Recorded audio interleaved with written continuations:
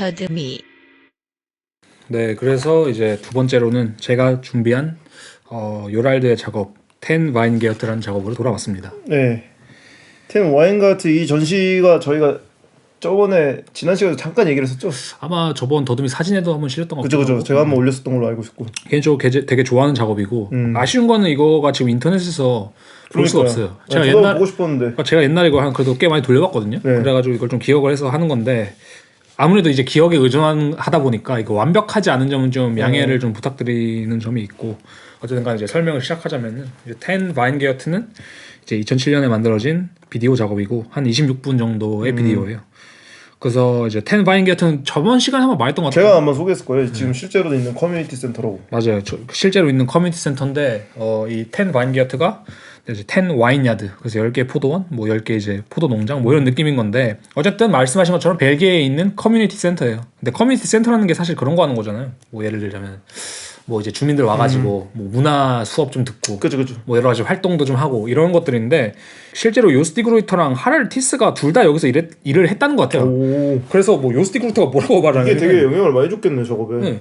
왜냐면 그들이 아마 좀 뭐 제가 왜 일하는지 모르겠는데 약간 작업 연관해서 좀 이런 것도 있지 않을까? 어떤 뭐 그런 생각 들고 아니면 어떤 사회 복지의 개념으로 거기서 일을 했을 수도 있는데 그런데 이제 보통 많이 오는 사람들이 이제 요스티 그루이터의 말로는 되게 고통받고 좀 소외된 사람들 많이 왔는데 예를 들자면 그런 거 있잖아요. 실패한 예술가, 뭐 은퇴한 요가 강사 이런 되게 사회적으로 좀 불만이 많은 사람들이 거기를 좀 많이 왔다고 하더라고요. 그래서 아마 이제 그런데 많이 등장하는 것들이 아마 그런 거였을 거예요. 뭐 미술 치료. 그죠. 뭐 아니면 서로 이제 대화하면서 대화 치료하는 세션 이런 거 있잖아요. 뭐 알코올 중독자들 모이면 동그랗게 앉아가지고 아 맞아요. 뭐 여기서도 가끔 보이죠. 저는 누구입니다. 뭐 이렇게 하면서 하는 그런 세션들이 많았던 것 같은데 그러니까 이게 그 요스티 그루이터 말로는 그냥 거기 있으면은 되게 우울해진대요. 사람이 은근히 이게 뭐 치료하는 곳이긴 한데 되게 우울한 곳이다. 그치. 그러면서 이제 요스티 그루이터는 이렇게 말하죠. 그곳에서 9년 동안 일한 후 저도 긴장증에 걸렸습니다. 뭐 이렇게 말을 하는 것처럼 아마 그곳에서 일한 기억이 그들에게 엄청나게 많은 영향을 좀 준 것 같고 좀 어떤 그들이 차용할 수 있는 미학이 있다고 생각을 해서 이제 이런 작업을 한 것 같은데 그래서 이 비디오에 대한 설명을 간략하게 드리자면은 이 비디오는 대략 한 6개 정도의 시퀀스로 이루어졌다고 생각하면 쉬울 것 같거든요. 그래서 5개의 시퀀스는 이제 이 커뮤니티 센터 안에 있는 좀 뭐 넓은 좀 공간이랄까요? 그런 데서 이루어지는 거고 나머지 한 장면은 이제 연극 무대를 좀 배경으로 해서 완전히 좀 초현실적인 좀 분위기거든요. 완전히 검은 배경에 이제 초록색 라이트가 떨어지면서 이제 거기서 사람들이 웃긴 분장을 하고 약간 연극을 하고 있는 것 같이. 뭐 저희가 이제 말하는 방식으로 치자면 평행색이랑 비슷한 거겠죠. 그죠. 굳이 말하자면.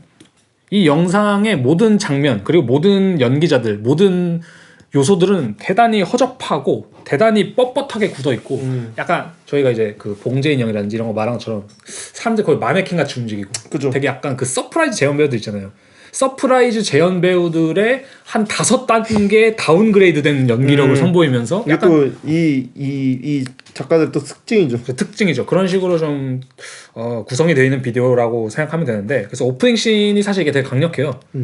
저도 오프닝 씬은 본 것 같아요. 네, 오프닝 씬 되게 기억에 많이 남고 네. 맞아요. 그게 아마 저희가 좀 링크를 달아드릴 수 있을 텐데 이제 오프닝 씬이 어떤 식이냐면은 그런 거예요. 한 10명? 뭐 10명 정도 되는 사람이 이제 등을 돌리고 이제 서 있는데 더빙이라고 하잖아요. 그러니까 되게 구린 이펙트 효과음을 넣어요. 그러니까 총소리 같은 건데 탕 이런 소리가 아니라 탁 이런 소리 있잖아요. 그럼 이제 갑자기 한 사람 하면 쓰러지고 또 탁 하면 다음 사람이 쓰러지고 그래서 10명이 되게 웃기다고 해야 되나? 되게 이상하게 그냥 쓰러지고 10명이 다 쓰러지면 이제 텐 와인게어트 필름 바이 요스티 그루이터 운 하랄드 티스 이렇게 딱 나오는데 그런 이제 오프닝 씬으로 시작을 하고 두 번째 시퀀스부터는 이제 그 똑같은 공간에서 사람들이 막 등장인물들이 여러 명이 앉아 있어요. 그러면 이제 팀 앤 톰이라는 그 경비원을 오마주하는 것 같은 이제 두 명의 캐릭터가 등장하는데 그 사람들이 되게 웃기게 팀이랑 톰이 써 있는 파란색 모자를 쓰고 둘 다 똑같은 파란색 유니폼을 입고 사람들이 약간 감시하듯이 약간 이상하게 쳐다봐요. 그냥 사람들은 그 안에서 뭐 자기네들끼리 좀 웅얼웅얼 거리면서 얘기를 하기도 하고 어떤 사람은 갑자기 어떤 사람의 목을 조르기도 하고 막 두 명의 이상한 복장을 한 사람들이 뭐 딱 그 화면 정면에 되게 뻣뻣하게 굳어있듯이 앉아서 막 이렇게 가만히 서 있기도 하는데 나중에 어떤 장면까지 나오냐면은 그 팀 앤 톰이 사람들을 구타하고 막 그런 장면도 나오는데 그것도 막 되게 잔인하고 액션 영화처럼 구타하는 게 아니라 되게 어색하겠잖아요. 약간. 아 어색하게 딱 어색하게 리허설하는 느낌처럼 이렇게 덩 소리 나면서 으악 이런 식으로 더빙이 돼 있어요. 막 그런 식의 장면도 나오고 이제 이런 약간 그 커뮤니티 센터의 공간 안에서 이루어지는 약간의 학대 아니면 예, 서로의 약간 약간 이상한 그 모먼트들. TMI를 하나 하자면 이 팀 역할을 한 사람이 아마 맞아요. 그로이터의 형이라고 했나요? 에릭 타이스라고 이제 하랄드 타이스 하랄드의 형이죠. 형이죠. 근데 그분도 웃긴 게 심리 치료사예요, 그분이. 아 진짜요? 심리 치료사가 아니라 그 정신의학과 교수 같은 건가요? 뭐 교수인지 뭐 선생님인지 뭐 이런 이분이 건데 거의 사실 이 작가들의 페르소나예요. 얼굴이 근데 다 되게 나와. 좋아요. 다 나와. 페이스가 되게 좋고 페이스가 좋고. 연기를 되게 딱 맞게 잘해줘요. 그러니까 아마 이제 작업을 하거나 이런 거를 할 때 확실히 많은 자문을 또 구하지 않았을까. 그쵸. 좀 이런 생각을 합니다. 그다음 이제 세 번째 시퀀스가 이제 연극신인데 이제 연극신에서는 뭐 어떤 일이 일어나냐면 뭐 저도 정확히 기억 안 나요 이거는. 근데 그냥 사실 아무런 서사가 없어요 이 영상에는. 그러니까 아까 뭐 구타한다고 써있는데 이게 뭐 누가 잘못해서 구타하는 게 아니라 지네끼리 있다가 갑자기 구타하고 막 이런 식이거든요. 근데 연극도 그냥 웃긴 분장을 한 사람들이 그 초록색 빛을 맞으면서 막 연극의 무대에 서가지고 뭐 그냥 이상한 짓을 하는 거예요, 굳이 말하자면. 그냥 그런 연극신이 이루어진 다음에 이제 네 번째 시퀀스에서는 그 커뮤니티 센터 공간 그 안에서 똑같은 공간 안에서 이제 어떤 남자가 되게 약간 이상한 미소를 짓고 이해 씨 누군지 알 것 같아요. 이해 씨를 제가 아마 사진 올리지 않았나 싶은데. 맞아요, 그랬어요. 그래, 빡빡머리 아저씨가 되게 이상한 웃음을 지으면서 있는데 이제 그 아저씨를 처음에 이제 멀리서 잡다가 천천히 주민을 해요. 그러면서 이제 한 나레이션이 나오는데 그 나레이션의 내용이 그런 거예요. 이 사람이 어떤 이상한 성 도착증을 가지고 있는데 그 사람의 성 도착증이 뭐냐면은 그 자기 주머니 안에 검은색 족제비라고 하죠. 흔히 쓰이는 말로 이제 페릿이라고 말하는 그 애완동물이 있는데 그것을 자기 주머니에 넣고 눌러 죽이면서 물리는 그거에 약간 성적 흥분을 느끼는 사람에 대한 얘기를 해요. 그냥 그런 내용이 있고. 리얼 마이너한 사람.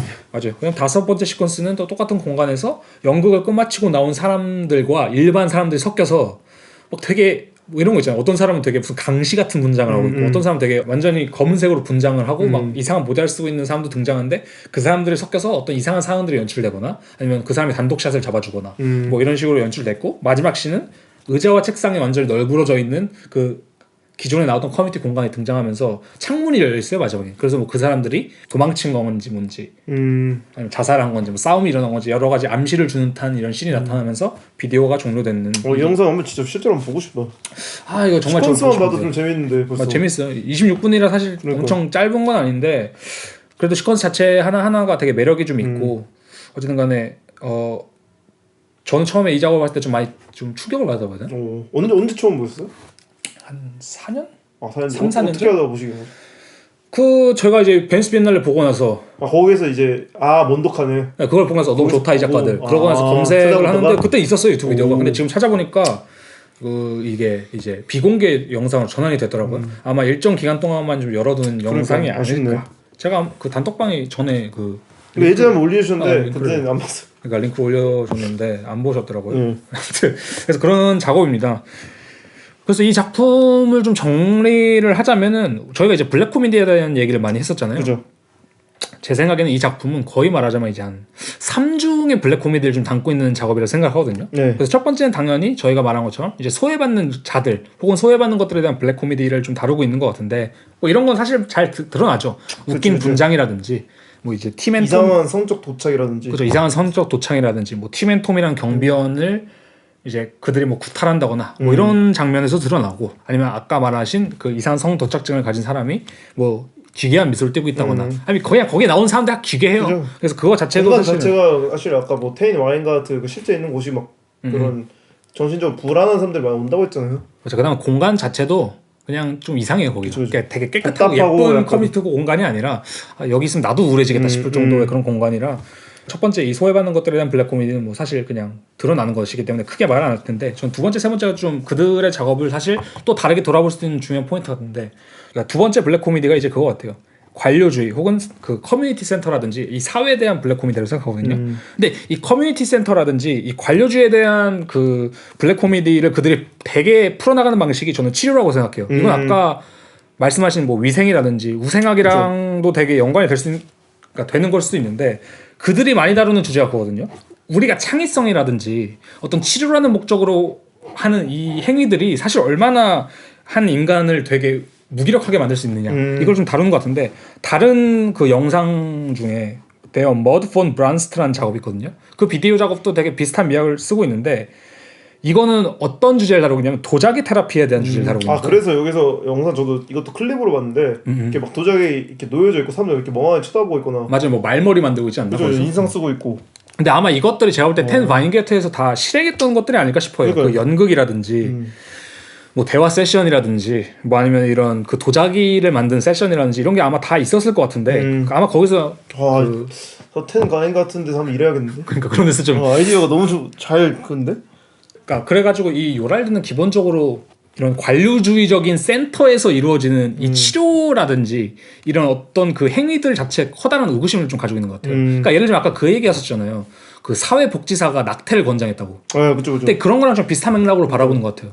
이 사람들을 모아놓고 그냥 이딴 행위를 하는 게 사실 말이 안 되는 거다. 맞아요. 좀 이런 식으로 생각하는 것 같은데 그래서 이 작품 그 텐 바인게트에서 가장 많이 잘 드러나는 게 뭐냐면은 이 심리치료라든지 혹은 교화에 대한 것이거든요. 그러니까 예를 들면 경비원들이 그들을 구타하거나 뭐 이런 것도 사실 제가 볼 때는 교화의 한 과정이라고 생각할 수 옛날식 있는 거고. 방식이죠. 그러니까 옛날식 방식. 약간 우리나라도 사실 그거잖아요. 학생들 체벌하는 게 교화 교정의 목적이잖아요. 그죠, 학생부 그죠. 선생님들이 학생부, 학생지도부, 학생교장 그 뭐라죠? 부장이라고 하잖아요. 그죠. 그 이름도 학생부인데 역설적으로 학생을 위해서는 하지 않고 그냥 때리고 자식 스트레스 풀라고 하고. 다 네 잘 되라고 하는 거야. 맞아요. 라고 하는 마지막. 딱 한 단어로 함축할 수 있죠. 그거. 사랑의 매. 그러니까요. 사랑의 매죠. 그러니까 이게 완전 그들이 말하고자 하는 블랙 코미디가 어떻게 보면 사랑의 매라고 할 수 있을 것 같은데 그러니까 이게 그거 아까 이제 학생부 선생님을 말씀해 주셨는데 약간 전형적인 예시가 그거 같아요. 그들이 자신의 작업을 얘기할 때 그런 말도 가끔 하거든요. 프롭 아트라고 하거나 뭐 제가 프롭이라고 말을 하는데 제 프롭이 뭐냐면은 영어로 이제 연극 소품이라는 뜻이거든요. 그러니까 제가 볼 때 그들의 작업은 꽤나 연극적이에요. 특히 비디오가. 근데 그 이유 중 하나가 약간 그들이 연극적인 것을 하고 싶다라는 그 단순한 맥락이 아니라 그들이 그 주인공들 소외받는 자들이라든지 아니면 거기에 등장한 캐릭터들을 되게 소품처럼 다루고 싶어 한다는 생각이 있거든요. 근데 저는 이것이 관료주의적인 관점으로 넘어간다면 이렇게 바라볼 수 있을 것 같아요. 이 사회는 그들을 교화한다는 목적 아니면 학생부 그 선생님이 학생을 교화한다는 목적은 사실 말이 교화지 그들을 자신의 어떤 뭐랄까 이데올로기를 주입시키기 위한 소품으로 보는 거거든요. 그렇죠. 근데 예전에 뭐 그 학교에서 고등학교 때 장학사 오잖아요. 그죠. 장학사 오면 이제 학교 전체 평가 하잖아요. 그때 무조건 두발 단속 진짜 심해지고 그리고 교복 깨끗하게 입어라.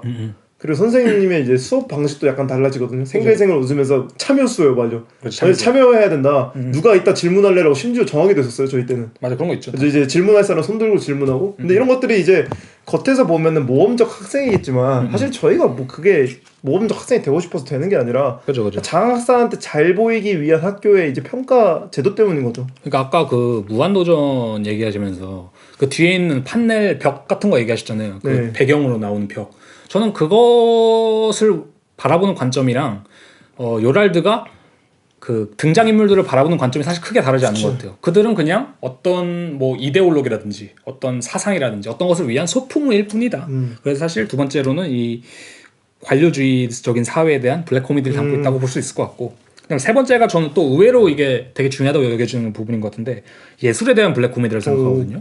그러니까 예를 들면은 전 요랄드의 작업 전반이 사실 이 예술에 대한 블랙 코미디도 같이 가미가 되어 있는 것 같아요. 그러니까 저희가 아까 전 작업 얘기했을 때 그런 말 했잖아요. 왜 어떻게 조진 전시, 구린 전시를 만들 수 있을까? 라고 했을 때 저는 이게 약간 그들이 가지고 있는 좀 가장 고유하고 근본적인 생각 같아요. 뭐냐면은 창의적이고 예술적인 어떤 작업 아까는 그것을 치료라고 얘기했고 테라피라고 얘기했지만 예술 전시라는 것 자체가 사실 효과적인 구원을 사람들한테 제공하는 것 자체에 대해 반박을 하는 것 같거든요. 그렇죠. 그러니까 예를 들면 저희도 가끔 그런 거 비판하잖아요. 되게 너무 계몽주의적이거나 그죠. 너무 설명적인 작업이 전시 공간에 걸려 있는 것 자체가 나는 위선이라 생각한다. 라고 했을 때 요랄드도 저는 비슷한 좀 스탠스를 가지고 있는 것 같아요. 그래서 오히려 그들은 전시라는 것을 하면서 전시라는 제도 자체라든지 예술이라는 것 자체를 비판하고 오히려 그렇기 때문에 되게 구린 전시를 그러니까 만들고 싶어 한다는 것 같거든요. 이게 되게 좋은 관점인 것 같아요. 생각해보니까 사실 요즘에 전시를 생각했을 때 사람들이 되게 잘하고 싶어 하거든요. 그죠. 잘하고 싶다라고 하는 근원적 욕구가 도대체 뭘까라고 생각이 드는 것 같아요. 그러니까 저도 물론 뭐 예술이 어떤 사회적인 영향이 없냐라고 말했을 때 그건 아니거든요. 당연히 영향도 있고 예를 들자면 뭐 말레비치라는 절대주의라는 것이 지금의 미니멀한 미학에 사실 뭐 선도 주장, 그러니까 가장 시발점이 되는 시작점이긴 했으니까. 그죠. 그런 것일 때 영향이 없다고 말할 수는 없는데 다만 그들이 꼬집고자 하는 부분은 뭐 당연히 그렇지 않은 부분도 있지만 그런 부분도 대단히 많다고 그걸 꼬집는 거죠. 그러니까 예를 들면 그들이 이런 예술에 대한 블랙 코미디를 한다고 우리가 들여다볼 수 있는 그 근거 중 하나가 몇 가지 예시를 들어주자면은 뭐 이거 드라이시시 야레 데 쿤스트, 그러니까 30년의 예술이라는 전시를 했었잖아요. 그게 뮌헨에서 했었던 전시인데 여기서 표방하는 것도 완전히 구리고 전형적인 디스플레이거든요. 맞아.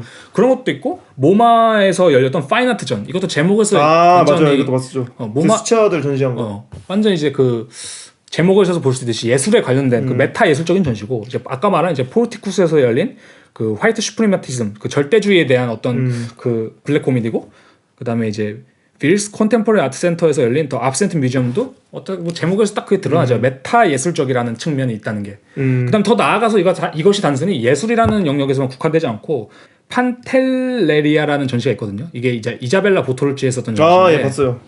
온도계 습도계 이렇게 달려 있는 거. 여기서 그들이 블랙 코미디를 하고 싶어하는 건 되게 시각 정보체계거든요. 어떻게 보면 온도계나 습도계 같은. 그래서 그런 것들 되게 항상 보면 객관적 수치에 의심을 하는 사람들이네. 맞아. 객관적 수치라든지 객관적인 어떤 것을 대단히 의심해서 온도계, 습도계 이런 거를 자신들이 그냥 대충 그려놓다든지 어떤 그럴싸하게 만들어 놓는다든지 그런 것도 있고, 마니에라에서 요번에 열린 그 하렐 타이스의 개인전에서도 PIIP라는 자동차를 만드는데 그것도 전형적인 자동차 디자인이 아니라 되게 웃기게 만들어놓은 자동차를 그러니까 만들어놔서 그 어떤 디자인이랑 영역까지 되게 블랙 코미디를 펼치는 모습까지 있는 것 같아요. 근데 요번에 그 본에서 에언샤프트 전시 봤잖아요. 에언스타프트 전시.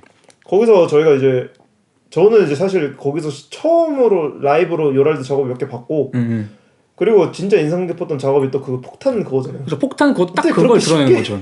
폭탄도 어떻게 보자면 그 시각 정보체계 작업이에요. 사실 내 거였으면 좋겠다. 맞아. 거기 나오는 LED라든지 그 스위치라든지 키보드를 박아놓잖아요. 키보드가 진짜 키보드 캡이라고 하죠. 네. 그걸 박아놓는데 그것도 사실 다 시각 정보체계라는 거거든요. 거기에 있는 작업들이 뭐 퀄리티적으로 따졌을 때 사실 퀄리티가 의도적으로 구린 작업들도 많았잖아요. 근데 재밌던 건 어쨌든 그냥 그 거기서 작업들이 하모니가 되면서 맞아요.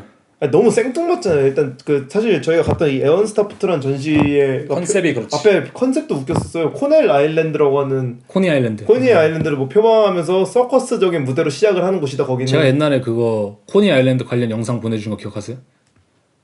뭐였죠? 거기서 코니 아일랜드 이제 유튜브에 있는 건데, 코니 아일랜드가 되게 웃긴 곳인데 미국에 있는 곳이? 네, 미국에 있는 곳. 그래서 거기 가서 사람들이 인터뷰하는 건데 거기는 할아버지가 대낮에 여름에 스키 그거 스키 그걸 한쪽만 하고 막 이렇게 막 스키 타고 다니거든요, 약간. 거리에서? 그런 식으로. 봤던 거. 뭐 그런 식의 거리인데 아마 그런 것들 이제 표방한 거죠. 말도 안 되는 그런 상황들이 일어나는 곳으로.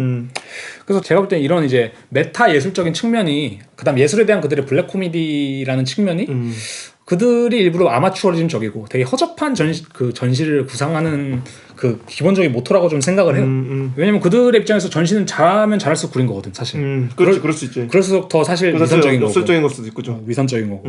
그래서 제가 볼 때는 전반적인 미학이 좀 이런 데서 나온 게 아닐까. 그래서 제가 이거 여러 가지 좀 글을 찾아보다가 이제 아마추어리즘 관련된 글이었는데 거기서 이제 이어롯이라는 평론가가 있거든요. 네. 근데 그분이 이제 자신의 글을 쓰면서 이제 찰스 젠크스와 네이선 실버가 쓴 에드호키즘, 임시 변통과 즉석 제작의 미학이라는 책에 나온 한 구절이 있는데 이게 약간 메타 전시적인 측면을 좀 드러내주는 것 같아서 한번 좀 가져왔어요. 네. 한번 읽어드릴게요. 세심하게 통제된 실험에서 한 연구자 집단은 지능지수가 비상하게 높고 가장 귀족적인 설치류로 특별하게 기른 한 무리의 천재 쥐를 전달받는다. 이 쥐들의 조상은 모두 미로 통과 방식을 빠르게 습득하여 뛰어난 기록을 보유하고 있다. 이것이 대단히 지적인 쥐의 한 특징이다. 한편 또 다른 집단의 연구자들은 멍청한 쥐를 받는다. 두 과학자 집단은 물론 객관적인 연구 방식을 교육받고 주관적 요인이 개입되지 않도록 밤낮으로 쥐를 보호했다. 실험이 시작되자 예상대로 천재 쥐들은 바보 쥐들을 상당한 차이로 앞질렀다. 두 쥐 집단이 구분되는 사실상의 차이는 무엇인가? 실제로는 아무런 차이도 없다. 이 실험은 쥐에 대한 실험이 아니라 실험자들에 대한 실험, 즉 속임수였던 것이다. 근데 제가 이것이 정확히 뭘 말하는지 모르겠는데 이게 좀 헷갈리는데 저도요. 근데 어쨌든 간에 전 마지막 문단이 되게 중요하다고 생각하거든요. 이 실험은 쥐에 대한 실험이 아니라 실험자들에 대한 실험이 즉 속임수였던 것이다. 약간 이게 마지막 부분이 약간 그 얘기인 것 같아요. 저희 보면은 실험자들에 대한 실험일 수도 있겠지만 이 실험자들 외에 일반인들이 봤을 때 똑똑한 쥐나 멍청한 쥐나 그냥 쥐로 밖에 안 봤을 것 같아요. 그리고 아마 이것이 앞뒤 문단에 따라서 확실하지가 않은데 그거 같아요. 천재 쥐도 바보 쥐도 사실상 없었던 거죠. 아, 그럴 수도 있죠. 근데 그것은 없었는데 막상 실험을 하고 나니까 이게 차이가 나더라. 근데 그게 웃기더라. 뭐 이런 맥락일 수도 있을 것 같아요. 그래서 아무튼간에 이것이 좀 뭔가 메타 예술적인 측면을 바라볼 수 있는 것이지 않을까. 사실 어떤 작업이 잘 전달하고 말고의 차이는 없을 수도 있어요. 그죠. 이 작업은 진짜 이 주제에 대해서 미치게 잘 전달했네. 그딴 차이는 없을 수 있어요. 저도 요새 아마추어리즘 되게 관심이 생기고 있거든요. 근데 사실 아마추어리즘의 단어의 시작은 스포츠에서 나온 스포츠죠, 거예요. 사실은. 사실은 스포츠는 가장 객관적인 수치가 나오는 거잖아요. 누가 더 빠르고 누가 더 높이 뛰고 뭐 이런 식인데 아마추어리즘은 이제 거기서 승부를 안 따지고 즐기는 자들이라고 하는데 요랄드 작업이 어떻게 보면 그런 식인 것 같아요. 맞아요. 그러니까 이미 거기서 열심히 뛰고 있는 현대 예술가들한테 굳이 안 뛰어도 되는데 이러면서 예술은 그게 아닌데 라고 말하고 있는 느낌도 있고. 그러니까 맞아. 어차피 네가 천재지라고 생각하는 거 그닥 천재지 아닌데 똑같은 네가 천재지라고 생각해보다 그냥 지야. 그냥 지일 뿐인데 뭘 속고 있네. 좀 더 빠른 지인 거야. 그러니까 근데 이게 정확한 비유인 게 그거네요. 우리가 아까 말했지만 아까 저희가 그 우생하게 얘기하면서 그런 얘기했잖아요. 뭐 좋은 재료와 좋은 뭐 컨셉과 뭐 좋은 형식과 좋은 전시장에서 하면은 좋은 뭐 예술 작품이 탄생할 것이다. 뭐 이런 식으로 생각하는데 사실 그게 우리가 천재지라고 믿고 있는 거거든요. 그지. 그러니까 우리는 그냥 천재지라고 그것을 믿고 있는 실험자들인 거잖아요. 그지. 근데 다만 그런 것들은 존재하지 않아. 더 멀리서 관조했을 때 그냥 이 기껏해야 뭐 그거지 하면서 약간 그것도 있는 허무주의적인 것도 있고. 그러니까 결국 우리가 볼 수 있는 것은 실험자의 애티튜드일 뿐이지. 그지. 그 천재지고 나발이고 그런 게 아니다. 뭐 이렇게 좀 바라보는 어떻게 보자면 좀 비관적인 뭐 이런 좀 측면일 수 있는데 어쨌든 간에 이런 측면이 요랄드의 작업의 전반을 사실 이루고 있는 블랙 코미디적인 맥락이 아니겠느냐 좀 이런 생각을 좀 해봤어요.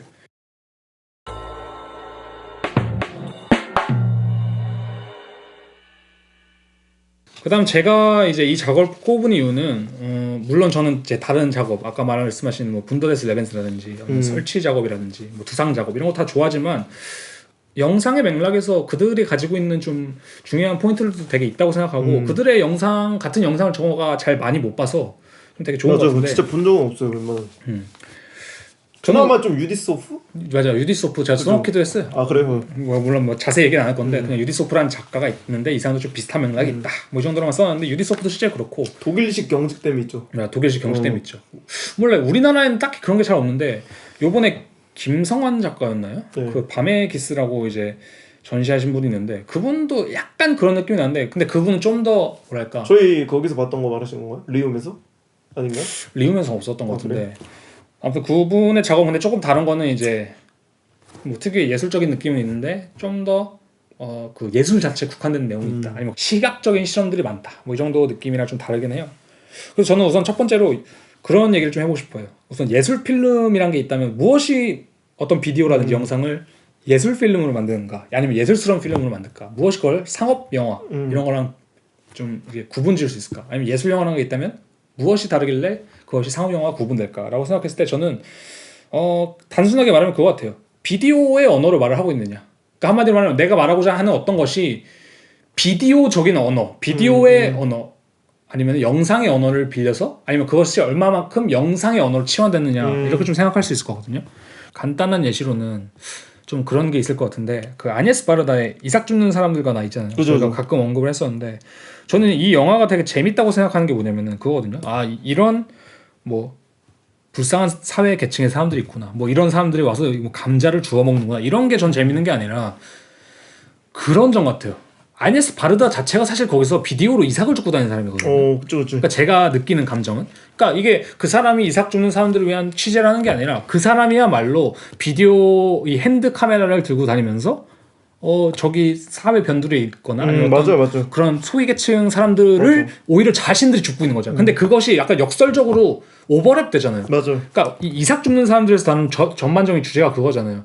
누군가가 이제 농사를 짓고 버린 남은 것들 그죠. 남은 그 쓰레기 같은 야채들을 누군가들이 와서 집어 먹어간다. 맞아. 그 사람들은 뭐 불쌍한 사람들이다. 뭐 이렇게 바라볼 수 있는데 이것이 한 번 더 중첩되고 그 비디오를 찍는 과정 자체가 형식화되면서 맞아. 아그네스 바르다가는 이 사람들과 거의 비슷하게 그 사회에서 잊혀진 이 존재들을 죽고 다니는 사람이구나.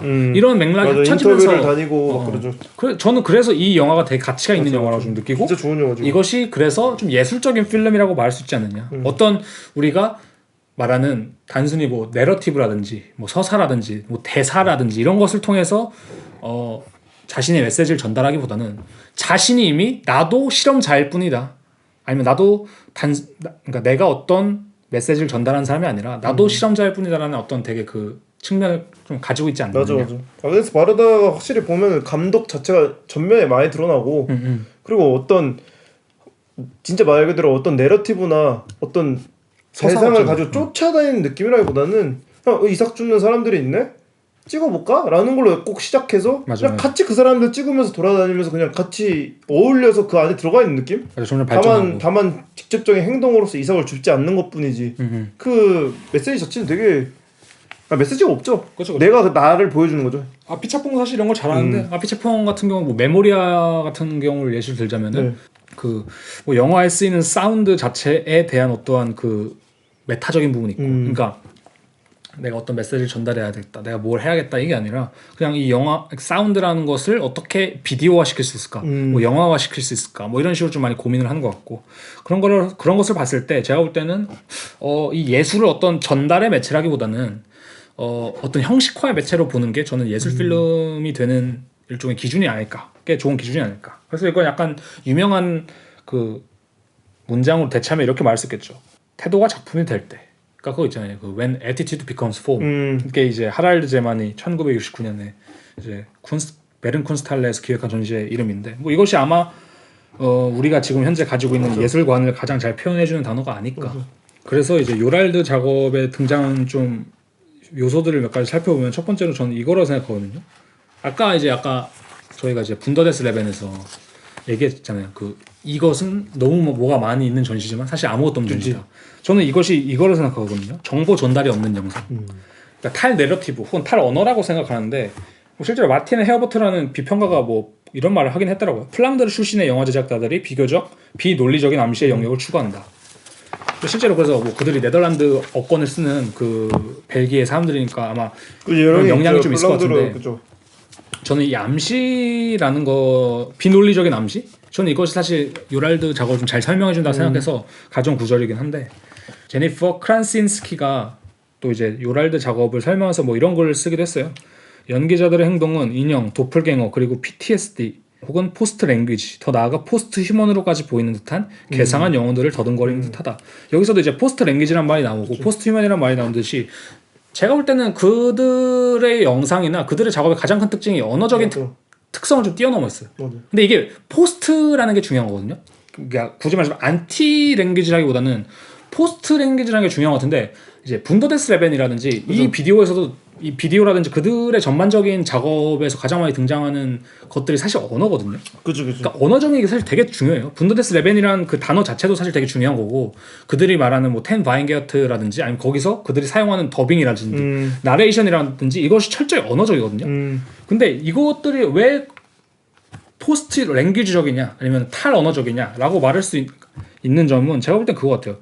그것들이 정보를 전달하고 있는 척, 그러니까 되게 언어적인 척을 하고 있지만 사실 아예 언어적이지가 않고 그죠, 아무런 정보를 전달하지 않거든요. 아까 말한 것처럼 그 판텔레리아라는 전시에 그들이 그린 온도계라든지 뭐 습도계 같은 장치들이 무엇인가를 꼭 전달해 줄 것 같은데 아예 전달하지 않고 그들의 나레이션이나 더빙이 무엇인가 되게 실제적이거나 기능적인 역할을 할 것 같지만 그다지 기능적이고 효과적이지도 않거든요. 그죠. 그러니까 영화에서 보통 효과음을 사용한다면은 그런 게 있잖아요. 현실의 사운드와 되게 비슷하게 구현을 해야 된다든지. 맞아. 뭐 총소리가 있으면 영화에서는 오히려 최대한 리얼리티하게 하려고 하죠. 그죠. 되게 실제를 많이 표방을 한다고 해야 될까? 맞아. 뭐 그런 게 있는데 그들의 장치는 진짜 세상 끝까지 언어적인 척을 해요. 제가 볼 때는 가장 정보 전달적인 척을 하고 아까 말한 이제 그 폭탄물 있잖아요. 그 폭탄물도 가장 폭탄물적인 척을 하고 있는데 폭탄이 가질 수 있는 건 다 가지고 있거든요. 저 폭탄이 가지고 있는 다 가지고 있는데 깜빡이는 램프라던가 스위치라던가 버튼이라던가 근데 사실 아무 정보도 전달하지 않잖아요. 저는 이게 되게 진짜 잘 표현한 게 저는 제가 좋아하는 옛날 게임즈 게덴푸드 있잖아요. 거기 무기들 있잖아요. 그죠. 저는 그 무기에서 뭔가 찾아내려고 했는데 못 찾았거든요. 이미 먼저 찾아낸 느낌이에요. 맞아. 뭔가 어떤 그 무기를 거기서 이제 누가 이렇게 공격하려고 하는데 그거 이제 거기서 안에서 쓰이는 전혀 쓸모없는 언어 없는 그냥 그 역할이거든요. 맞아. 그냥 무기지만 무기가 아닌 듯한 느낌 있잖아요. 아니 그 아까 분더데스 레벤에서도 오디오 가이드가 나오잖아요. 네. 근데 그것도 가장 언어적이고 가장 설명적인 포맷이거든요. 근데 전혀 쓸모없지. 전혀 사실 쓸모가 없잖아. 네.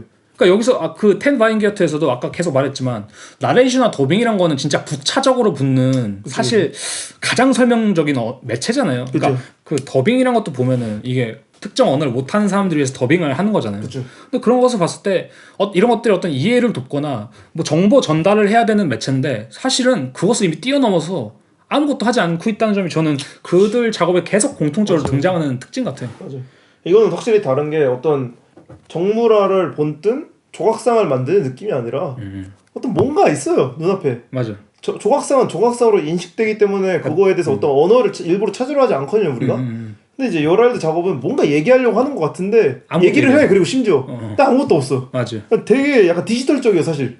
그러니까 이게 뭐냐면 그런 거예요. 가장 그럴싸한 무엇인가를 보여주는데 그러니까. 가장 그게 아니야. 그러니까. 이게 말이 좀 어려운데 그들이 표방하는 좀 방식이 좀 그거 같긴 해요. 그럼 예를 들면은 덴마크 쿤스트할 아후스에서 열린 콩쿠어스 엑스페어텐 같은 그 전시도 보면은 이게 그게 그 전시거든요.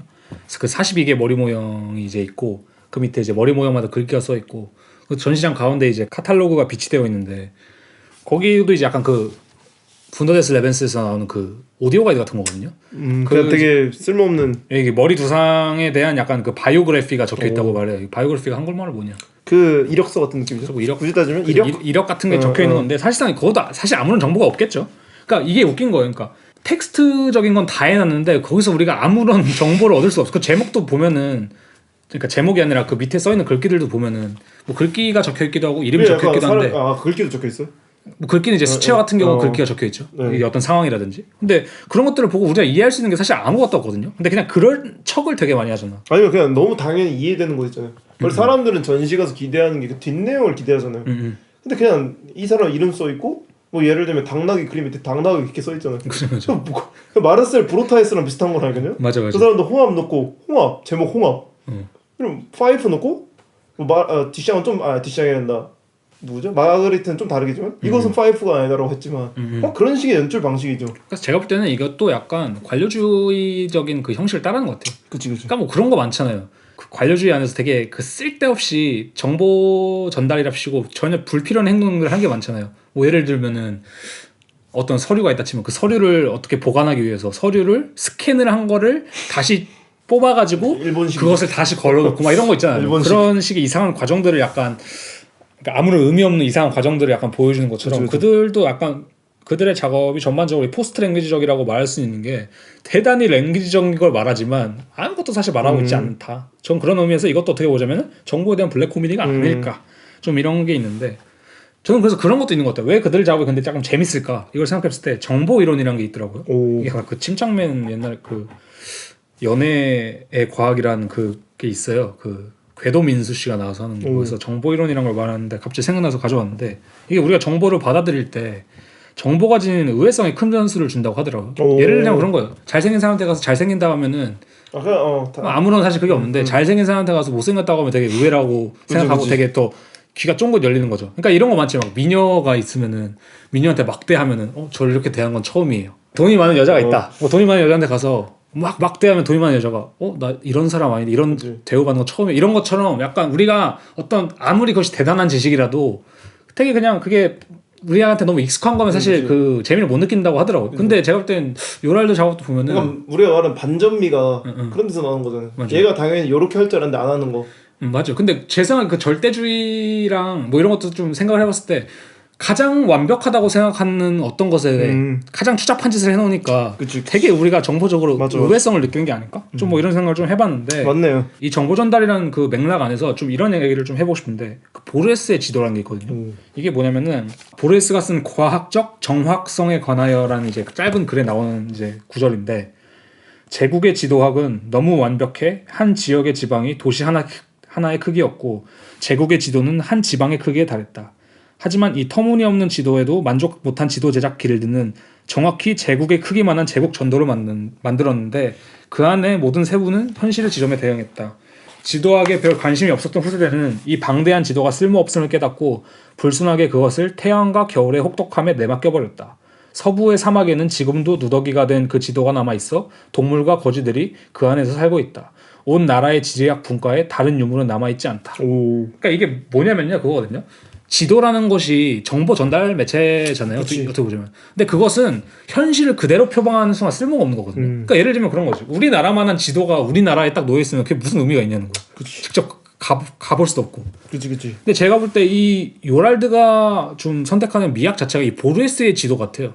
예를 들면 너무 나도 그것처럼 만들어 놓거든요. 맞아. 너무 나도 그 제국의 크기만한 지도를 만들어서 오히려 그거 자체가 되게 쓸모 없음을 보여주는. 분더데스 레벤도 딱 그렇잖아요. 그만할 법한 그 큰 쿤스탈레 윈에서 40개 그걸 놓고 블록을 놓고 거기 400개 드로잉을 놓고 거대한 대규모라서 뭔가 있을 것 같지만 너무나 그냥 그럴싸하기 때문에 필요가 없어지는. 그러니까 그거잖아. 제국의 지도, 그러니까 제국의 크기만 한 지도야말로 사실 정말로 무엇인가 너무 많은데 그렇죠. 사실 아무 쓸모도 없는 거잖아요. 맞죠. 그런 맥락에서 약간 좀 잘 맞는 좀 예시지 않을까. 그래서 한번 좀 생각을 해봤는데 뭐 이런 거는 요즘 약간 디지털적인 맥락에서도 많이 좀 논의가 되는 부분이 있는 것 같더라고요. 맞아. 그래서 한번 좀 생각해 보시면 좀 좋을 것 같고. 그다음에 그들의 영상에서 좀 전 중요하다고 또 생각하는 다른 요소가 그거거든요. 바보 같은 영상. 근데 이 바보 같은 영상이란 건 그냥 제가 지은 이름인데 저는 좀 그거 같아요. 약간 그들의 영상을 바보 같다고 바라볼 때 이런 거거든요. 예를 들면 짐 자무시 영화 패터슨이라는 영화 아세요? 네, 봤죠. 근데 그것이 이제 아마추어리즘에 대한 것을 좀 다루고 있는 맥락이 있다고 생각해요. 제가 볼 때는 이제 되게 일상성에 대한 내용도 있고 아마추어리즘에 대한 내용도 있는데 저는 요랄드의 작업도 어떻게 보자면은 좀 비슷한 느낌이 있다고 생각하지만 동시에 완전 다른 게 그거거든요. 짐 자무시의 패터슨은 일상성이라든지 아니면 그 뭐 바보 같음을 예시를 들면 바보 같음에 대한 영화거든요. 그러니까 굳이 말하자면 이것은 약간 거리를 두고 좀 만들어진 영화라고 생각한다면 좀 요랄드 같은 작업은 좀 혼연일치하는 게 좀 특징이라 생각해요. 그러니까 아예 바보에 대한 영화가 아니라 바보가 되어버린 혹은 바보 영화를 만들어버린 거죠. 아그네스 바라다 같은 것처럼 그런 거죠. 이삭 줍는 그 자체가 돼버린. 그렇죠. 그 자체가 돼버린 것처럼. 그래서 이게 보레스 지도랑 좀 연관이 되는데 보레스 지도는 메타적인 측면이 없어요. 근데 이 바보 영상은 말 그대로 그 제국의 크기만한 지도거든요. 사실 그런 의미에서 저는 그들이 취하는 그 맥락이 어떻게 보자면 이 메타적인 측면보다 그 자체가 되어버린 측면이 있지 않냐. 그러니까 누군가 이제 그렇게 말했겠죠. 아까 너가 이거 메타 예술적인 측면이라며. 이거는 이제 제가 볼 때는 그런 전반적인 이제 주제, 그다음 형식에 대한 거고 그들이 그것을 마침내 만들어내는 방식은 이 보르헤스의 지도와 같다. 완전히 바보가 되어버린다. 완전히 예술. 그러니까 그들이 그래서 보면은 메타적인 예술이란 건 맞는데 다만 그들이 그것을 이룩하는 방식이 예를 들자면 아까 그 드라이시 아레 쿤스트 같은 경우는 진짜 드라이시 아레 쿤스트를 했잖아 걔네가. 그치. 그다음 진짜 그 형식으로 걸었고 그다음에 다른 전시들도 진짜 온도계를 만들고 습도계를 만들고 폭탄 그런 거 만드는 것처럼 그들은 어떤 것을 그냥 그대로 재현해 버려서 이것이 가지고 있는 뭐뭐의 대안이 아니라 내가 그냥 그것이 돼볼게. 내가 늙은 독일 교수가 돼볼게. 뭐 내가 뭐가 돼볼게. 막 이런 식으로 하는 약간 거죠. 그거인 거죠. 그 혼연일치된 거죠. 평행세계에서처럼 그죠. 그죠. 근데 저는 이게 약간 요랄드가 실제로 이걸 언급했다고 하는데 그 로베르 브레송의 이제 당나귀 발타자르라는 영화가 있는데 거기서 이제 등장하는 학대받는 당나귀의 모습을 언급하면서 뭐 이제 그 당나귀가 가진 좀 우울한 페이스에 대해서 좀 언급을 한다고 하는데 저는 사실 이 영화의 주로 중요한 점은 당나귀한테 있어서 말 못함이었거든요. 인간은 의사표현을 할 수 있잖아요. 아프면 아프다고, 그치. 힘들면 힘들다고 토로할 수 있는데 사실 이 당나귀는 저는 약간 인형이랑 비슷하다고 생각했어요. 오히려 아무 말을 안 하고 그냥 가만히 있기 때문에 내가 오히려 그래서 더 이입이 잘 되는 거예요. 그러니까 저는 이것도 약간 이런 맥락으로 바라보고 싶은 거예요. 바보 영상이라고 바라본다면은 그러니까 뭐 당나귀는 당나귀잖아요. 그러니까 이건 당나귀 영상이에요, 제가 볼 때. 근데 당나귀 영상이기 때문에 그 안에서 오는 기괴함이 있다는 거죠. 그러니까 저는 이게 약간 인생에 대한 영화, 뭐 어떤 것에 대한 영화라기보다는 그냥 당나귀를 사실 찍어놓은 거거든요. 저는 그렇게 바라보는 게 가장 적합하다고 생각을 해요. 인간들은 인간만의 그 관계가 있겠지만 물론 이제 그걸 보고 감상자는 다르게 느낄 수 있겠지만 수동적인 캐릭터잖아요, 여기서 또. 맞아요. 근데 이 영화가 매력적인 이유는 이것이 무슨 거대한 철학을 다루고 있기 때문이 아니라 그냥 당나귀를 찍었다는 그 사실에 있는 것 같아요. 그래서 제가 볼 때는 어쨌든 간에 이것도 한번 보시면은 그 미학 이런 것도 약간 요랄드 작업이랑 겹치는 것도 있고 어쨌든 간에 이 영화도 되게 사실 블랙 코미디적인 느낌이 있는 거죠. 그래가지고 아까 말씀하신 좀 유디스 호프도 약간 이런 바보 같은 영상, 그냥 바보 영상을 찍는 굉장히 이상한 경직됨이 있어요. 근데 뭐 그거 비슷한 거 같아요. 벨리에가 어떤 식의 관료주의를 갖고 있는지 모르겠지만 독일 같은 경우에도 되게 유명하잖아요, 관료주의로. 되게 그 우리가 말하는 암트라고 하거나 아니면 여기 이제 독일 사시는 유학생분들은 비자 신청 한번 해보시면 알잖아요. 그렇죠. 얼마나 이 관료주의가 복잡하고 철저하게 계획되어 있는지. 그리고 거기서 이 공무원들이 좀 웃긴 맛이 있어요. 맞아요. 그런 맛이 있지. 만났던 공무원들마다 다 이상한 특이함이 있어요. 자기들만의 지극히 도회스러운. 자기들만의 뭔가 도착증 있다고. 맞아, 뭔가 그게 있거든요. 해야 될까? 이런 것들이 약간 유디소프 영상에 보면은 그런 경직되면서도 우스꽝스러운 게 많이 나오긴 하죠. 그래서 저는 이게 되게 중요한 것 같은 게 이게 예를 들면 뭐 장 듀비페가 옛날에 이제 했던 그런 운동들 있잖아요. 약간 그 어린아이처럼 막. 어린아이처럼 그리고 근데 저는 이게 바보 영상이랑은 좀 괴가 다르다고 생각하거든요. 또 난해하다고 해서 이것도 바보 영상도 아니고. 그러니까 바보 영상이라는 것은 모르겠어요. 이거 어떻게 표현할지 모르겠는데 저는 그냥 요랄드 작업에서 이게 느껴져요. 아니 뭐 저도 무슨 말인지는 알 것 같아요. 근데 이게 참 어떤 단어를 써야 될지가 어려운 거죠. 그러니까 보레스 지도가 맞는 것 같아요. 그러니까 보레스 지도가 바보 지도잖아요, 사실. 지도를 들고 다닐 수 있고 뭐 이래야 의미가 있는 건데 그렇다고 해서 그 지도가 되게 무슨 뭐 난해하거나 이런 것도 아니고 동시에 무슨 지도지. 메타적인 것도 아니고 뭐 이런 면에 그치. 있어서 좀 바보 영상이지 않을까. 그다음에 이런 것들이 사실 현대에 좀 되게 취하기 힘든 좀 스탠스가 맞아. 아닐까. 좀 이런 생각을 해봤어요. 왜냐면 내가 작업을 한다 했을 때 아까 말한 것처럼 내가 구린 작업을 할 수 있을까? 이것도 구리다고 말해야 될까? 아무튼 그 어렵죠. 그것도 구리다고 말해야 돼. 나 영상 작업 하는데 나 바보 같은 영상 만들어, 바보 영상 만들어라고 말하는 게 좀 웃긴 것 같고. 그치. 그다음 제가 또 지적하고 싶은 또 하나 이제 요랄드 작업의 전반적인 특징인 건데 이거는 대문자를 좀 예시로 하나 얘기를 해보고 싶어요. 그들이 보면은 되게 대문자를 많이 써요. 그러니까 거의 모든 작업의 제목을 다 대문자를 쓰고. 그럼 그죠? 근데 보통 포스터는 대문자로 이루어졌다고 하는데 그럼에도 불구하고 더 가학적으로 대문자를 쓴다는 게 느껴지거든요. 근데 이게 비단 비디오뿐만 아니라 이게 뭐 그들의 포스터, 뭐 그들의 카탈로그 같은 데서 되게 대문자가 많이 등장하고, 아니면 텍스트가 등장한 대부분의 그 글귀라든지 아니면 뭐 이름이라든지 뭐 이런 것도 대부분 대문자로 이루어져 있거든요. 그래서 저는 이 대문자, 그러니까 이 대문자의 의미를 좀 이해하면 좀 요랄드의 작업도 이해할 수 있을 것 같은데, 그 서양인들이 대문자를 쓰면은 약간 보통 소리친다고 느끼거든요. 그러니까 뭐 이런 거 있잖아. 그 옛날에 카니에가 트위터를 대문자를 쓰고 이러면 약간 저의 미치광이가 이상한 느낌 있죠, 그지? 근데 이게 약간 유행했던 게 그 트럼프가 이제 이란 대통령한테 대문자로 뭘 쓴 그것이 이제 화제가 돼가지고 이제 미국에서 이제 대문자로 막 더 이제 많이 쓰는 인터넷 문화도 있고 뭐 이런 게 있는데, 그래서 예를 들면 그런 거 조심해야 돼요. 뭐 예를 들면 누가 막 뭐 사카린 나 이것 좀 이거 좀 도와줄 수 있겠어? 아니면 나 이거 작업 괜찮은 것 같아? 언제까지 만날 수 있을 것 같아? 뭐 이런 거 쓸 때 대문자로 오케이, 굿 이런 거 쓰면 되게 비꼰다고 생각할 수도 진짜요? 있거든요. 그러니까 예를 들면 오케이면 오케이 이렇게 해야 되지. 오케이, 그래 뭐 이런 느낌 있잖아요. 이렇게 받을 수 있구나. 그래서 뭐 이런 건 좀 조심해야 한국에는 되는데, 왜냐면 대문자 소문자가 없으니까 그죠? 그 개념이 좀 헷갈리죠. 한국에는 대문자 소문자 그지 개념이 그지. 없지. 그래서 이제 실용적인 타이포그래피의 저자 매튜 버터릭이 대문자로 텍스트를 쓰는 것이 보통 변호사들한테서 시작되었다고 말하더라고요. 그래서 이 사람은 약간 대문자라는 것 자체가 일종의 권위성을 이미 가지고 있다고 말을 하고, 그다음에 이 대문자가 우리가 단어를 인식하는 과정에서 되게 혼란을 많이 준다고 하더라고요. 왜냐면 소문자의 경우는 우리가 이것을 되게 보편적으로 읽기 쉽다고 느낀대요. 그러니까 모양이 되게 다양하다고 느낀다고 해야 되나? 근데 대문자 같은 경우는 이것을 되게 균질화 시켜가지고 뭐랄까 그 전반적인 그 직사각형의 윤곽만을 남긴다고 표현하거든요. 그러니까 무슨 느낌인지 아실 것 같죠? 그죠. 실제로 그래서 미국 해군이었나? 거기서는 소문자로만 쓰게 한대요. 너무 가독성이 떨어진다고 대문자를 쓰는 게. 근데 반대로 요랄드의 작업은 대문자만 쓰거든요. 그치. 저는 이게 아까 말한 것처럼 뭐 화났다, 비꼰다 이런 표현보다는 그 변호사 그때부터 가지고 그 내려왔던 그 권위성이란 것과 이상한 답답함. 예를 들면 그런 거 있잖아요. 만약에 사칸 씨가 어디 뭐 구청이라든지 뭐 변호사라든지 집주인한테 메일을 받았어. 다 대문자로 써 있어. 그럼 되게 무서울걸요? 그게 이상하죠. 읽기도 힘들고. 무슨 막 뭔 기분 나쁜 거 있나라고 생각할 수도 있고. 그러니까 그런 것처럼. 그다음에 일반적이지 않으니까 확실히. 그다음에 우리가 가독성이 되게 떨어진다고 여기서 말을 하잖아요. 맞아. 되게 그 직사각형이라는 그 균질화된 윤곽만 남긴다고. 저는 이것도 사실 어떻게 보자면 그 요랄드 작업의 되게 특징인 것 같아요.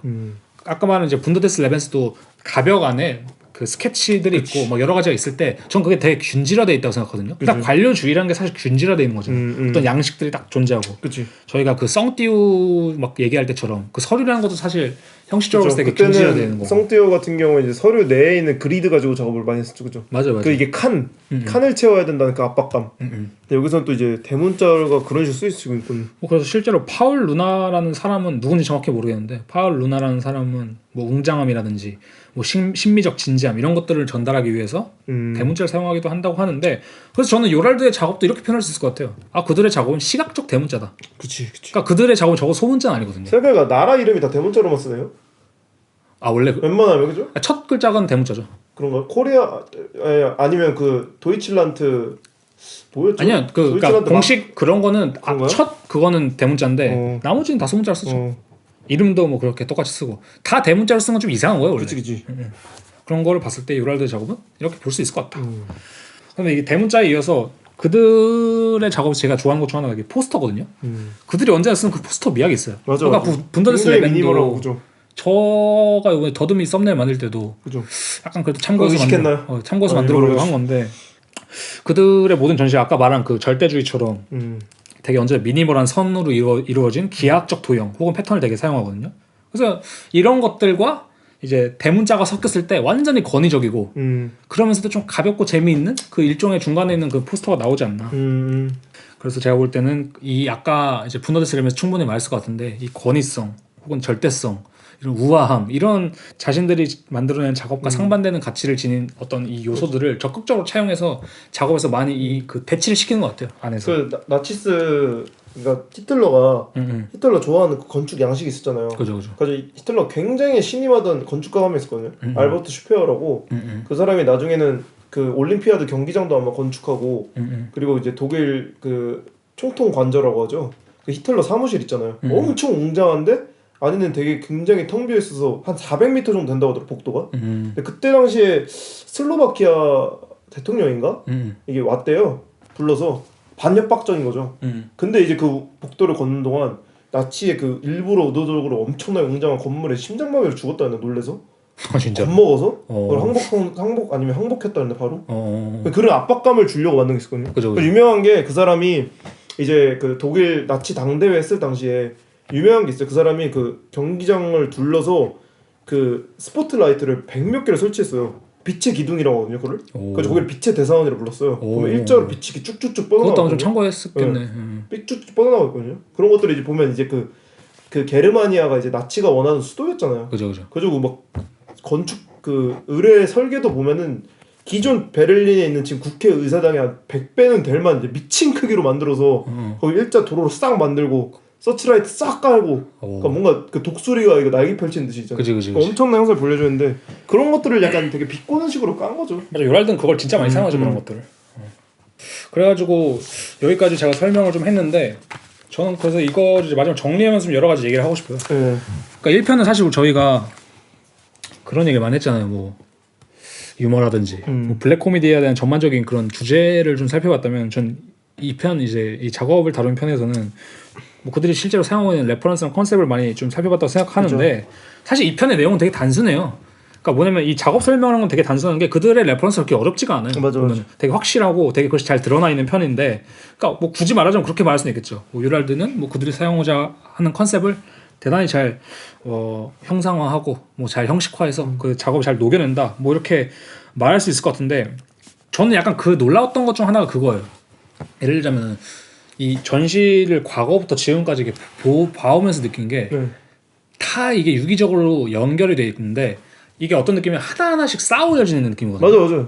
근데 이것이 버려지는 것이 없어요. 없어. 시간이 가도 버려지는 것이 없고 오히려 쌓아올려지기만 하거든요. 그러니까 이게 진짜 집중력이 좋다라고 말할 수 있다는 거예요. 어떻게 보면 그죠? 맞아요. 처음 거의 그러니까 홈페이지에는 거의 첫 작업 같은 개성한 다큐멘터리부터 시작해서 지금 가장 최근의 작업이었던 그 이렇게 막 세 개의 모형 있잖아요. 그죠. 그런 것들 보면 사실 되게 반복적인 요소가 많이 등장을 하거든요. 근데 제가 예전에 마페 학원에서 준비할 때 마페 선생님이 약간 이런 식으로 얘기했거든요. 제일 좋은 작업 방식은 계단 방식이다. 천천히 올라갔다가 잠시 슬럼프라기보다 이제 일정한 지속행을 하고 다시 올라가고. 근데 이게 약간 요랄드가 약간 이런 식으로 작업하는 것 같아요. 진짜 차근차근. 그다음 저는 재밌다고 생각하는 게 그거예요. 어떤 그 뭐랄까 이것을 계단을 만들어가는 방식이 그냥 어떤 논리적인 방식이라기보다는 물론 논리적인 부분이 있죠 당연히. 근데 뭐랄까 어떤 자신들이 취사 선택한 주제에 대해서 그것의 정수만을 딱 빼가는 느낌. 맞아. 그러니까 그게 뭔 느낌인지 아세요? 맞아. 그러니까 예를 들면 저희가 말한 것을 예를 들자면 뭐 아까 말한 그 치료, 뭐 커뮤니티 센터나 이런 데서 이루어지는 치료적인 맥락이 있을 것이고, 그죠. 뭐 절대주의 맥락도 있을 것이고, 뭐 아까 말한 메타 예술적인 뭐 예술 비판의 맥락도 있을 것이고, 뭐 평행 세계도 있을 것이고, 아까 무생학도 있을 것이고, 뭐 여러 가지 요소들은 되게 많잖아요. 근데 그것들이 그냥 한 전시를 위해서 아니면 한 작업을 위해서 그냥 딱 한 번 사용되는 그런 맥락이 아니라. 맞아. 그것을 간다. 난 그 쇼미더머니 치자면은 목걸이 좀 저희랑 같이 갈 수 있게 되었습니다. 그러니까 라고 한 애들한테는 진짜 지구 끝까지 간 거야. 그러니까 그 느낌이 있어요. 거의 죽을 땐 진시황이에요. 죽을 땐 아마 자기 묘까지 같이 가는. 그런 느낌. 제가 보기 사실 요랄드는 묘비도 이미 계획해 놨을 것 같아. 그 판내기가 뜨거든요. 자기네들 얼굴 그려놓고 드로잉으로. 재밌는 게 그 판때기도 있잖아요. 그 판때기도 재밌는 게 그게 가벼운 소재가 아니에요. 그거 철이잖아요. 또. 철이에요. 그런 이제 그런 무게적인 또 대비도 있는 건데. 그러니까 저는 이게 참 요즘에 보기 힘든 그거 같아요. 그러니까 매 전시마다 다른 기획 구상을 가지고 다른 아이디어를 가지고 요즘 전시를 많이 꾸리는데 맞아. 이 사람들은 진짜 계단 형식이고 그다음에 그 계단이란 게 내가 어제 더하기를 배웠으니까 이번에 빼기를 배우고 곱하기를 배우고 나누기를 배우고 뭐 뭘 배우고 이런 식으로 발전한 게 아니라 그냥 자신들의 경험에서 자신들이 취사 선택을 한 다음에 거기서 정수만을 맞아. 빼서 그걸 자기네 방식으로 되게 맞아. 뭉쳐놓거든요. 그냥 어떤 레퍼런스 던져줘도 자기네들 것처럼 할 것 같은 느낌? 그러니까 여기서 제가 이제 마지막으로 좀 하고 싶은 게 그거거든요. 에드 호키즘이라는 게 있어요. 아까 제가 이어로스 언급했잖아요. 이제 그분의 글에서 똑같이 나오는 글인데 에드 호키즘이 뭐냐면은 그 1968년 건축 비평에서 처음 사용된 결합어인데 특정한 목적을 위해서라는 아드호크와 이제 그 이즘 있잖아요. 그래서 그 두 개 합쳐서 에드 호키즘이 된 건데 이게 뭐냐면은 가까이 있는 자원을 활용해서 새롭게 만들어내는 방식이라고 말을 하더라고요. 예를 들면 그런 거예요. 그것이 무엇에 사용되는지 아니면 과거에 어디서 사용되었는지 어떻게 결합되었는지가 잘 되게 보이는 그런 가독성과 분리 가능성이 이 에드호키즘의 핵심적 측면이라고 하는데 가장 대표적인 예시로 그거라고 해요. 그 화성 탐사 기계를 큐리오시티라고 아세요? 화성 탐사기 그 뭐지? 그러니까 그게 뭐냐면 화성 탐사를 할 수 있는 기계예요. 뭐 카메라도 달려있고 막 바퀴도 아, 달려있고. 예, 그거 근데 알죠. 그것이 그 에드호키즘의 되게 전형적인 예시라고 하는 게 뭐냐면은 바퀴는 이제 그런 돌바닥에서 잘 굴러갈 수 있는 그 탱크 같은 바퀴를 쓰고 있고 예를 들면 우리 탱크에 쓰는 카메라를 또 옆에 부착해 놓고 거기 또 로봇팔을 또 같이 부착해 놓고 그다음 그 로봇팔에는 또 지형을 넘어가기 위한 어떤 뭐 스탠드를 부착해 놓고 뭐 어디는 또 라이트가 부착돼 있고 한마디로 말하면은 이 그 특정하고 되게 실용적인 목적을 위해서 그 많은 것들이 결합되어 있다는 뜻인데 그게 되게 그 시각적으로 잘 드러난다는 뜻이거든요. 그러니까 예를 들면 한마디로 말하면은 그냥 이것저것 다 싹 다 붙여놨다는 거죠. 그러니까 예를 들자면 요즘에 막 그런 거 많잖아요.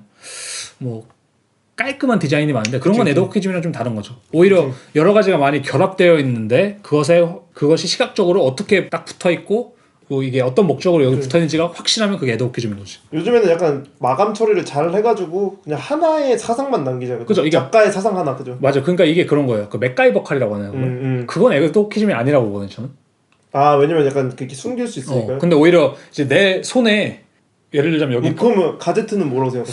가제트가 좀 에드호키즘 아닐까요, 사실? 다 나올 때. 다 나와 있으니까. 그치. 근데 그런 의미에서 좀 그게 있는데 에드호키즘에 대해서 그런 말이 있더라고요. 에드호키즘은 그 순간을 중시하고 거기에 정지시켜 오래된 것과 새로운 것이 함께 보인다.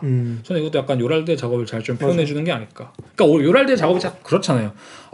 이게 뭐 하나로 잘 뭉쳐져서 완전히 뭐랄까 새로운 존재가 탄생했나라기보다는 이건 절대주의에서 왔고 이거는 뭐 우생학에서 왔고 이거는 뭐에서 왔고 이게 뭐에서 왔고 이것이 이런 목적을 위해서 이것이 뭉쳐있구나 라는 생각이 드는데 어쨌든 간에 그들이 취사 선택한 것들에 대한 그 요소들이 되게 깔끔하고 뭐랄까 정수적이라서 은근히 하모니가 잘 돼 있어요. 그래서 하모니적으로 잘 뭉쳐있다. 맞아. 그러니까 조잡하진 않아요. 확실한 건. 이게 무슨 뭐라 해야 되지?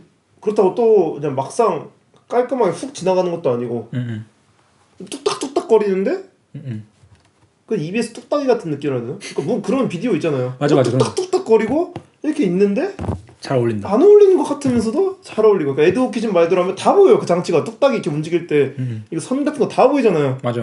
근데 그 조화가 맛있다.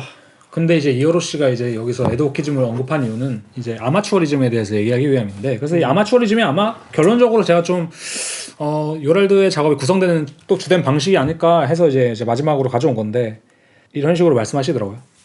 이제 아마추어리즘이라는 것은 자기에게서 산출된 것을 다시 자신에게 되돌리는 것. 판단의 기준을 자기 자신으로부터 바로 여기에서부터 구축할 방법으로의 아마추어리즘. 방점은 각자의 체계가 있고 이를 위해서 체계라는 말에 재정의가 요구된다. 그 다음 이런 말이 있는데 각자의 행위는 주의를 갖고 반복해서 본다 이상으로 정식화되지 않는다. 저는 이게 요랄드의 작업이 잘 맞는 것 같아요. 그러니까 요랄드의 작업이 구축되는 방식은 정말 그거거든요. 그냥 이 사람들이 주의를 갖고 반복해서 보고 그것을 자신들이 취사 선택해서 그것을 다시 자신들의 작업으로 되돌리는 일. 그 다음에 그것이 이오로 씨가 정의하는 아마추어리즘이다. 약간 요랄드 작업을 전체로 봐서 생각해봤을 때 약간 레고 같은 느낌도 있어요. 맞아, 레고 같은 느낌이죠. 부품들을 잘 조합했을 때 다른 작업이 나오는 느낌 있잖아요. 맞아.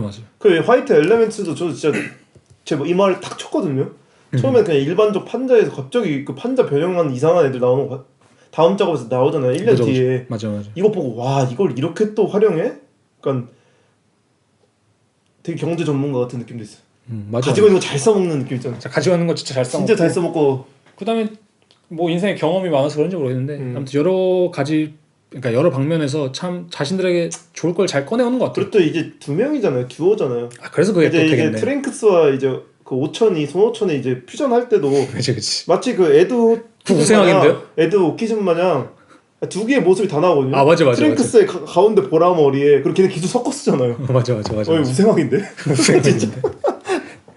근데 아무튼간에 저는 그래서 이거가 좀 중요한 것 같아요. 진짜 요즘 작가들이랑 되게 다른 작업 방식이다. 아니면은 요즘 작가뿐만이 아니라 과거의 작가들이랑도 되게 다른 방식 같아요. 뭐 예를 들면은 물론 뭐 리시터 같은 경우도 뭐 나름의 자기만의 이제 그런 뭐 계단식 형식이 있었겠지만 좀 더 저는 훅훅 변한 스타일이라고 생각하는데 요스티 그루이터랑 하랄티스는 되게 자신들이 이렇게 쌓아 올리는 것들 딱 보인다. 맞아. 이런 그다음에 그런 것들이 쌓아 올렸을 때 한 30년 지나니까 나오는 미학이 참 독보적이다. 맞아. 저는 약간 그 사람도 갑자기 생각나. 로만 지그너 같기도 해요. 로만 지그너도 보면 자기 주위에 있는 거 아니면 뭐 이렇게 큰 바리에이션이 없거든요, 사실상. 그지. 되게 그냥 이렇게 쌓아 올리는 느낌도 있죠. 아니 그래서 사실 이게 저는 1편보다 2편이 되게 힘들었던 게 뭐냐면은 레퍼런스가 되게 단순해요, 사실. 그지. 그러니까 각각 작업에서의 레퍼런스는 되게 단순한데 그 사람들 작업을 딱 판단할 때는 여태까지 쌓아온 레퍼런스가 다 합쳐져 있는 거거든요. 맞아. 그러니까 이게 단순히 어떤 하나의 주제에 대한 전시가 아니라 언제나 그래서 작업이 보면은 그냥 별거 없는 것 같은데 되게 많아 보이는 이유도 아마 그 뒤에 쌓여있는 레퍼런스의 양이 아닐까? 맞아. 그들이 선택한? 좀 그래서 그런 맥락이 있는 것 같아요. 그래서 저도 약간 그런 점이 있는 거. 저도 약간 작업을 할 때 보면은 은근히 쓰고 버리는 스타일이거든요. 하나 하고 끝내는 느낌으로. 그러니까 물론 뭐 나도 모르게 쌓이는 건 있을 수 있는데 막 이렇게 막 되게 의도적으로 이렇게 막 쌓아올리는 그치. 스타일은 아닌데 생각해 보면 나도 왜 버렸을까? 근데 그게 근데 사실 좋은 작가들이 막 하는 방식 중에 하나가 또 그거잖아요. 자기가 옛날에 했던 거를 다시 이렇게 끌어와서 재활용한다라기보다는 재발전하는 거죠. 그렇죠. 어차피 개개인이 가지고 있는 깊은 동력의 근원은 다 똑같아요. 다 똑같아. 그러니까 사람마다 똑같다는 게 아니라 갖고 있다는 거죠. 그러니까 그거를 계속해서 어떻게 잘 끌어 쓰는 거냐 이거죠. 그죠. 근데 요랄드는 그걸 진짜 잘하는 건 맞는 것 같아. 어떻게 80년대부터 지금까지 그게 묵직하면 꾸준함이 보이잖아요. 그래서 저는 확실히 그래서 그런 것도 있는 것 같아요. 이게 그런 식으로 발전하는 작가이기 때문에 작업이 얼추 봤을 때 비슷해도 되게 동어반복적이라는 느낌이 저는 그런 거의 느낌이 없는 것 같아요. 맞아. 그죠? 근데 진짜 그런 작가 많잖아요. 동어반복적이라는 생각이 드는 사람은 오히려 역설적으로 뭐 카타리나 그로스나 뭐 리시터라든지 되게 새로운 걸 많이 해도 되게 전 동어반복적이라고 느끼거든요. 맞아. 어떻게 보자면. 맞아. 근데 그런 거랑 다르게 오히려 이 사람들이 더 비슷한 작업을 많이 하는 것 같은데 오히려 그런 느낌이 덜하다. 맞아. 뭐 그것도 참 신기한 그거다. 잘 자기 작업을 잘 패키징하는 느낌도 있어요. 그것도 있죠. 그냥 정말 이 뭐라 하죠? 그 질소 포장 하나 없이 잘 써먹고 잘 채워놓는 느낌 있잖아요. 맞아. 자기 것도 따따따따따따. 그것도 진짜 중요한 것 같아요. 내가 어떤 것을 내 위약 안으로 가져 들어올 때 그것을 얼마만큼 내가 정제해서 가지고 들어오느냐. 내 거화 시키는지 그죠. 그냥 그걸 가져오면은 사실 이 정도로 뭐랄까 깔끔하게 작업이 안 나오죠. 맞아. 그러니까 작업을 봤을 때 추잡하다는 느낌 없잖아. 얘네 왜 이것도 쓰고 저것도 써 뭐 이런 느낌 아니잖아. 전혀 없지. 그런 거 봤을 때 좀 그런 게 중요하지 않을까. 맞아. 그래서 여태까지 저희가 막 지프리안 가이아르나 뭐 토베스 카스퍼라든지 뭐 버니 로레스라든지 봤을 때 은근히 또 계단식이 아니거든요. 되게 다양하게 하죠. 되게 다양하게 하잖아요. 근데 이 사람은 딱 그게 보이면서도 되게 다양하다는 느낌이 들어서 이런 방법도 있구나. 예술을 좀 발전시켜 나가는 방향이. 저도 약간 이런 부분이 좀 부럽기도 했었어요. 저도 한 번 쓰고 버린다라는 느낌보다는 저도 약간 이렇게 꽁충꽁충한 느낌이 있었거든요. 그죠. 뭔가 약간 이런 느낌도 가지고 가야겠다. 당연히 묵직하게 자기 거 하나 그냥 믿고 맞아요. 가는 느낌 있잖아요. 딱 그럼에도 불구하고 그들 작업에 사실 변천이 되게 많아요. 보면. 처음에 영상으로 시작했다가 영상에서도 되게 나중에는 또 뭐 연극적으로 됐다가 그러고 나서 갑자기 뭐 봉제 인형이 등장했다가 그다음 두상이 등장했다가 그런 이렇게 꾸준함이 있다니까요. 맞아요. 꾸준함도 있고 그다음 되게 거대 스케일의 전시 막 인스톨레이션이랑 사운드를 점점 더 활용하기 시작하기도 하고 이제는 뭐 디지털 같은 측면도 조금씩 활용을 하고 있으니까 그런 거 봤을 때 어쨌든 간에 발전을 하고 있는 점이 대단하다. 어쨌든 얘들도 나이가 많잖아요. 저희 아버지 얘들이라고 하면 안 되죠. 그죠. 이분들도 근데 62년생이었나? 그죠? 60년생? 65년생 뭐 이쯤이니까 그래도 아직 한창이네. 한창. 진짜 와 대단하네. 아무튼 그래서 요스티 그루이터 하랄티스에 대한 이제 팟캐스트 2편까지 진행했는데 그래서 마지막 약간 소감 한 마디씩 하고 좀 간단 정리를 하고 끝내는 걸로 하죠. 좀 항상 소감이 제일 어렵긴 한데 어릴 때의 장난감을 생각해봐야겠다. 왜죠? 그냥 그 내 주위에 있던 걸로 뭐 이렇게 재밌게 놀았는지. 그렇죠. 그것도 중요하죠. 뭐 같은 레고 가지고 예를 들면 그 카우보이 레고 있잖아요. 레고 받은 거 있었는데 그걸로 뭐 이렇게 스토리를 많이 재밌게 만들었지. 장난감을 새로 살 필요가 없다. 가지고 있는 거에 감사하자. 가지고 있는 거에 감사하자. 그런 건 좋은 거 같네. 오펜신 저요? 어렵지. 어렵다. 어렵다니까. 이 쌓아 올려진 이거 안에서 오는 그 따뜻함과 웅장함 이것이 약간 제 평인 것 같아요. 왜냐면 저 요번에 이제 본에서 실제 전시 봤다고 했잖아요. 네. 근데 그때 느꼈던 게 저는 그러니까 여러 되게 위대한 작가들이 거기 많았잖아요. 사실 보면은 뭐 예를 들면 마이클 헤도 있고 뭐 누가 있었죠? 폴 메카시 뭐 이런 사람도 있었고 너무 많았죠. 아 그렇죠. 뭐 유명한 너무 작가들은 너무 많았어. 많았죠. 마리아 라스넨시도 있었고 맞아 뭐 맞아 키리코도 있었고. 맞아.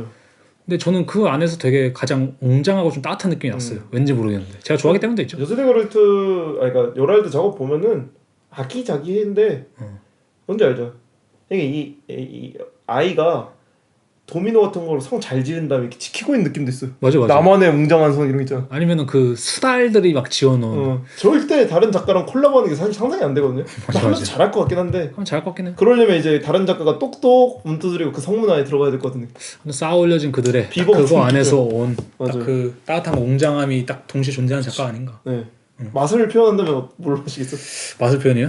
그때 엑설런트 이거였나요? 그건 토베스 카스퍼였죠. 아 맞아 맞아. 어렵네. 요랄드 작업? 맛으로 표현한다면은 깊은 도토리묵. 전 있어요. 뭐야? 도토리묵 케이크. 오 좋다. 도토리묵 케이크 좋다. 도토리묵 케이크 좋다. 도토리묵 케이크로 갑시다. 하얀 도토리묵 알죠? 네. 그 케이크로. 네. 네. 그래서 저희 나중에 이거 사전 만들어 재밌겠는데? 지금 벌써 새 음식이 나왔거든요. 그렇지. 이걸로 만. 도토리묵 케이크 좋은데? 그래서 나중에 뭐 이제 음식점 열어가지고 그때 뭐 있었죠? 도토리묵 케이크랑 오딱딱강정. 오딱딱강정이랑 해서 파는 거 어때요? 그리고 뭐 엑설런트 뭐였죠? 엑설런트 이제 고급 냉장고에 들어있는 고급 냉장고에 들어있는 엑설런트. 그리고 이제 세 번째 요리. 그러니까 음식 이름이 고급 냉장고에 들어있는 엑설런트. 아무것도 안 했대. 그게 세 꺼내주면 돼. 번째가 이제 제일 어려운 거죠.